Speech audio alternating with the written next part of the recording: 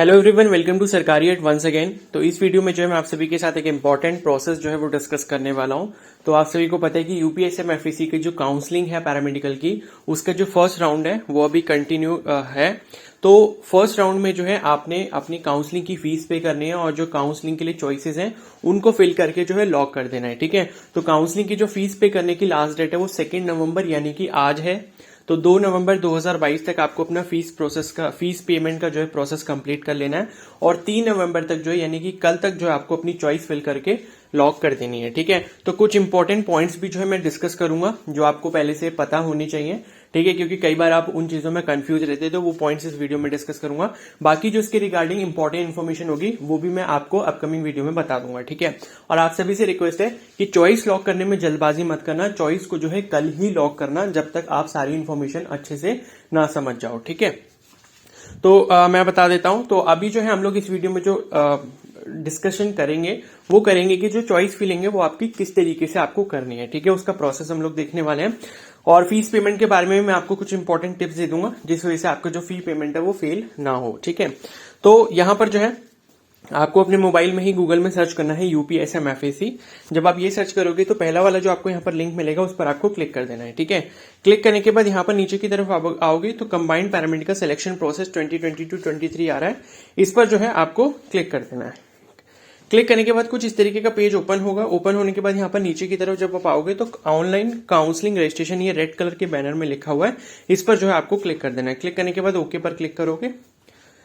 ठीक है, ओके पर क्लिक करने के बाद जो है ये पेज अब जो है थोड़ा सा टाइम लग रहा है इसमें ओपन होने में, तो आप इसको जो है ओपन होने दोगे और यहाँ पर जो है आपके पास लॉगिन पेज ओपन होकर आ जाएगा। ठीक है, यहाँ पर आपको अपना यूजर आईडी और यूजर पासवर्ड जो है वो आपको यहाँ पर एंटर करना है, जो शायद आपकी मेल पर भी आपको मिला होगा जब आपने अपना रजिस्ट्रेशन किया था। ठीक है, तो यहाँ पर जो है आपको अपनी यूजर आईडी यूजर पासवर्ड डाल देना है। तो मैं यहाँ पर एंटर कर लेता हूँ जिस भी कैंडिडेट का मेरे पास है। लॉगिन पर जो है मैं क्लिक कर देता हूँ।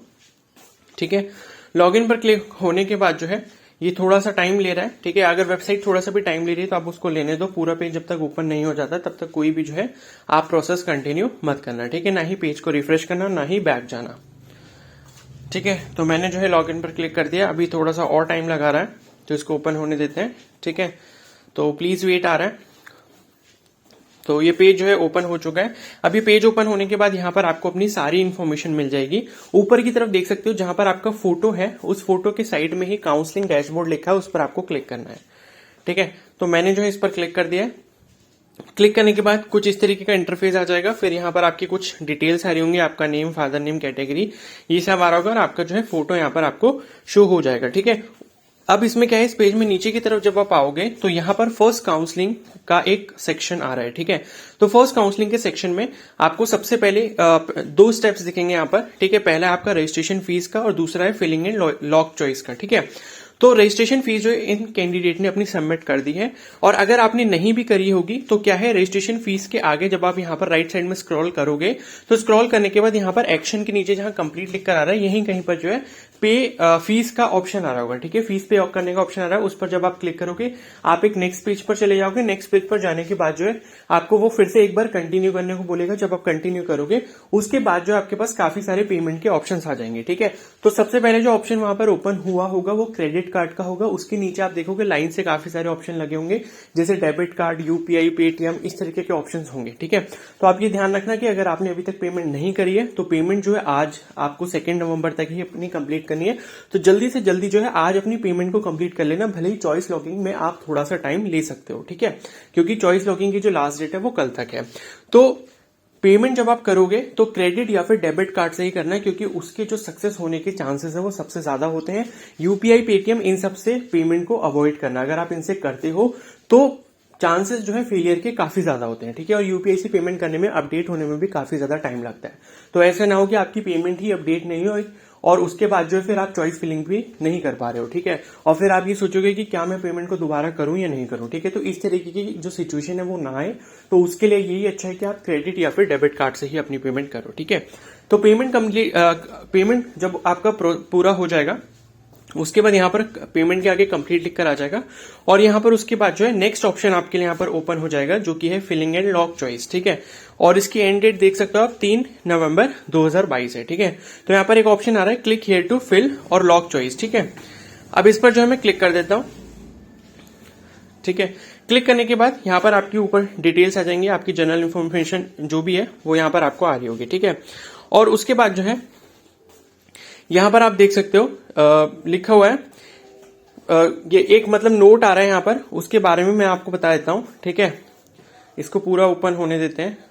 तो एक बार ये जा चुका है, अब ये दोबारा से जब ये रेड कलर की लाइन आएगी तो उसका मतलब भी मैं आपको बता देता हूं। ठीक है, तो ये लिखा हुआ है कि आपके द्वारा दी गई चॉइसों के अनुसार यदि आपको सीट आवंटित हो जाती है तो सिक्योरिटी फीस जमा करने के पश्चात प्रशिक्षण केंद्र में जाकर प्रवेश प्रक्रिया पूर्ण करनी होगी। यदि प्रवेश प्रक्रिया आपके द्वारा पूर्ण नहीं किया जाता है तो आगामी काउंसलिंग में प्रतिभाग नहीं कर सके हैं। ठीक है, तो देखो ये बहुत इंपॉर्टेंट इन्फॉर्मेशन यहाँ पर डिस्प्ले हो रही है, जिसका मतलब आपको अच्छे से पता होना चाहिए। तो पहली चीज तो ये है कि जो भी आप चॉइस फिलिंग कर रहे हो उसमें जो भी आपको सीट अलॉट हो जाएगी वहां पर आपको सिक्योरिटी फीस जाकर जमा करनी होगी। ठीक है, और उसके बाद जो आपको वहां पर अपना एडमिशन करवाना होगा। अगर आप अपना एडमिशन नहीं करवाते हो तो आप जो हो फर्दर राउंड जो भी काउंसलिंग होंगे, सेकेंड राउंड, थर्ड राउंड, जितने भी राउंड होते हैं आगे के, तो उसमें आप पार्टिसिपेट नहीं कर पाओगे। ठीक है, तो यहां से हमको ये चीज पता चलती है कि जब आप चॉइस फिलिंग अपनी कर रहे हो तो एक तो वो कोर्सेज सेलेक्ट मत करना जिसमें आपको एडमिशन लेना ही नहीं है। ठीक है, दूसरी चीज ये, जो कोर्सेज आप सिलेक्ट कर रहे हो उसमें वो कॉलेजेस मत सिलेक्ट करना जो आपको लेना ही नहीं है। ठीक है, कहने का मतलब ये है कि ऐसी कोई भी चॉइस को फिल मत करना कि अगर वो आपको मिल जाए और आप वहां पर जाकर एडमिशन नहीं लेने वाले हो और खाली ये सोच रहे हो कि मिल जाएगा तो देख लेंगे कि एडमिशन लेना है या नहीं लेना। पहले से ही अभी श्योर हो जाओ कि मुझे यहां पर एडमिशन लेना है, तब तो मैं चॉइस को सिलेक्ट करूंगा, और अगर नहीं लेना है तब मैं चॉइस को सिलेक्ट नहीं करूंगा। इस चीज में आप बिल्कुल क्लियर रहो। ठीक है, क्योंकि अगर आप अभी क्लियर नहीं रहोगे तो ये होगा कि सपोज आपने फर्स्ट काउंसलिंग में भी एडमिशन नहीं लिया तो आप फर्दर राउंड जो भी होंगे काउंसलिंग के उनमें भी आप पार्टिसिपेट नहीं कर पाओगे। ठीक है, तो इस चीज का बहुत अच्छे से ध्यान रखना। तो जो भी चॉइस फिल आप कर रहे हो, चाहे वो कोर्स की करो या फिर कॉलेज की करो, वो चॉइस वही होनी चाहिए जिसमें आप जाना चाहते हो, जिसके लिए आपका मन है। ठीक है, ऐसा बिल्कुल भी मत करना कि फालतू के जो भी कॉलेजेस हैं, फालतू के कोर्सेज सेलेक्ट कर दिए और बाद में आप ये कह रहे हो कि मेरा मन नहीं है, मैं नहीं जाना चाहता, तो आप काउंसलिंग से बाहर कर दिए जाओगे। ठीक है, तो इस चीज को प्लीज अच्छे से ध्यान रखना। बाकी इसकी जो भी और इंपॉर्टेंट इंस्ट्रक्शंस है उस पर भी मैं वीडियो बना दूंगा आज ही। ठीक है, तो यहां पर आप देख सकते हो अब यहाँ पर जो है सीरियल नंबर आ रहा है, उसके बाद ट्रेनिंग कोर्स आ रहा है, ट्रेनिंग इंस्टीट्यूट आ रहा है, उसके बाद एलिजिबिलिटी एंड क्राइटेरिया, ये छोड़ दो, ये तो आपको पता ही होगा। ठीक है, सभी के लिए, पीसीबी, पीसीएम, सभी कैंडिडेट्स के लिए। ठीक है, तो ट्रेनिंग कोर्स में जो है यहाँ पर सिलेक्ट करना है आपको। बहुत सारे कोर्सेज आपको यहाँ पर देखने को मिल जाएंगे। ठीक है, तो जैसे कि डिप्लोमा इन फार्मेसी हो गया, डिप्लोमा इन एक्सरे टेक्नीशियन हो गया, तो जो जो कोर्सेज आपकी एलिजिबिलिटी के अकॉर्डिंग होंगे वो यहाँ पर आपको सभी शो हो जाएंगे। तो अब मैं जो है यहाँ पर आपको एक बहुत ही इंपॉर्टेंट बात बता देता हूँ। ठीक है, जो भी काउंसलिंग में चॉइस फिल करने से पहले आपको पता होनी चाहिए।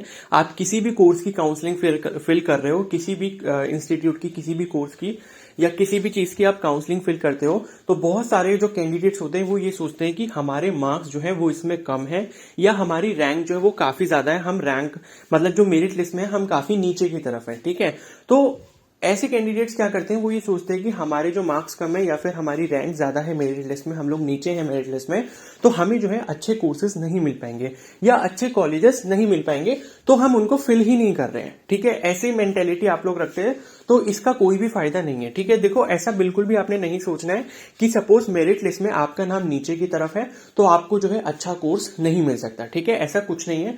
सपोज अगर कोई 4 लोगों का ग्रुप है तो उस 4 लोगों के ग्रुप में सबकी अलग अलग थिंकिंग होगी। कोई जो है फार्मेसी करना चाहता होगा, कोई रेडियोथेरेपी करना चाहता होगा, कोई एक्सरे टेक्नीशियन का कोर्स करना चाहता होगा, सब लोग अलग अलग करेंगे। ठीक है, तो सबकी चॉइस जो है अलग अलग होगी, तो इससे कोई भी फर्क नहीं पड़ता कि आप जो है पहले नंबर पे किसको रखते हो। ठीक है, तो आप ऐसा बिल्कुल भी मत सोचना कि ये कोर्स की डिमांड ज्यादा है, ये कॉलेज की डिमांड ज्यादा है, तो इसको हम लोग ऊपर नहीं रखेंगे या इसको छोड़ ही देंगे, काउंसलिंग में फिल ही नहीं करेंगे। ठीक है, उसका कोई भी फायदा नहीं है। इनकेस अगर आप काउंसलिंग में उस कॉलेज को या कोर्स को फिल करते हो तो आपके चांसेस उसको मिलने के बन जाते हैं, लेकिन अगर आप उसको फिल ही नहीं करोगे तो चांसेस आपके बिल्कुल 0 हो जाएंगे। तो इस चीज का आप ध्यान रखो। ठीक है, जैसे कि आप लोग अपने स्कूल टाइम में करते थे, कॉपी में आंसर्स को लिखते थे, ठीक है। मतलब कोई भी क्वेश्चन आता था तो टीचर्स हमेशा यही बोलते थे कि आपको जो है क्वेश्चन को अटेम्प्ट जरूर करना है, उसमें कुछ ना कुछ जो है आंसर लिखना जरूर है। भले ही थोड़ा बहुत आप गलत लिखो, कोई प्रॉब्लम नहीं है, लेकिन अगर लिखोगे ही नहीं तो आपको मार्क्स मिलने की गुंजाइश कहीं पर भी नहीं होगी, ठीक है ना। तो इसी तरीके से यहां पर भी सोचो। तो इस चीज में आप बिल्कुल भी मतलब डाउटफुल मत रहना। तो मैं आपको एक चीज, मतलब इन सब चीजों का मतलब ये है कहने का कि आप जो हो चॉइस जो भी फिल करो वो आप बेस्ट टू वर्स्ट करो, यानी कि जो कोर्स आपको सबसे अच्छा लगता है उसको टॉप पे रखो, फिर उससे कम जो अच्छा लगता है उसको उसके नीचे रखो। इस तरीके से अपनी प्रायोरिटी लिस्ट बना लो, ठीक है। उसी तरीके से जो कॉलेज आपको बेस्ट लगता है उसको ऊपर रखो, जो मतलब उससे थोड़ा कम अच्छा लगता है उसको उसके नीचे रखो। तो इस तरीके से अपनी चॉइस फिलिंग करना।